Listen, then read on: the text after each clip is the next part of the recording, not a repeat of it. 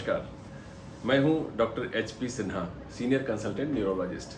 आज मैं आपको परफेक्शन के और परफेक्शनिस्ट होने के नुकसान बताने वाला हूं। बात आपको थोड़ी अटपटी लग रही होगी, लेकिन यह जानना बेहद ज़रूरी है क्योंकि यह हमारे स्ट्रेस का एक महत्वपूर्ण कारण है। नॉर्मली जब हम किसी के बारे में सुनते हैं कि यह व्यक्ति परफेक्शनिस्ट है, तो हम उसके बारे में बड़े आदर से भर जाते हैं। लेकिन आपको जानकर हैरानी होगी कि ऐसा करने की कोशिश में हमें दो मुख्य नुकसान हो जाते हैं।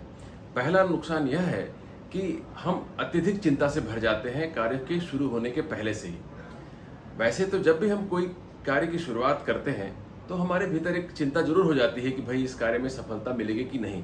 लेकिन जो व्यक्ति परफेक्शन की कोशिश में लगा हुआ है, परफेक्शनिस्ट बनने की कोशिश में लगा हुआ है, उस व्यक्ति को ज्यादा चिंता सताती है क्योंकि उसे लगता है कि शायद सफलता मिलेगी या नहीं, या यह बात उसके लिए ज्यादा कठिन मालूम पड़ती है।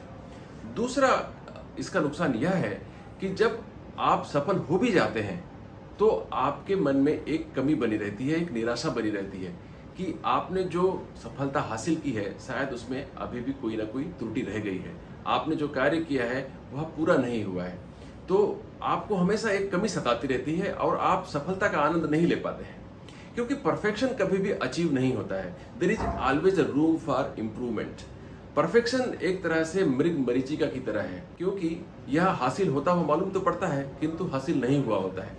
इसलिए अगर आप अपने जीवन में स्ट्रेस कम करना चाहते हैं और आनंद से, शांति से भरे रहना चाहते हैं हर पल, तो आपको परफेक्शनिस्ट बनने से बचना होगा।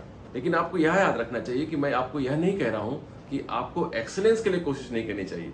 प्रत्येक व्यक्ति को एक्सीलेंस के लिए कोशिश करनी चाहिए, लेकिन परफेक्शनिस्ट बनने की कोशिश नहीं करनी चाहिए। दोनों में बुनियादी फर्क है। थोड़ा आप इस पर विचार करेंगे तो आपको यह बात स्पष्ट मालूम होगी। तो आज से नो परफेक्शन, ओनली एक्सीलेंस।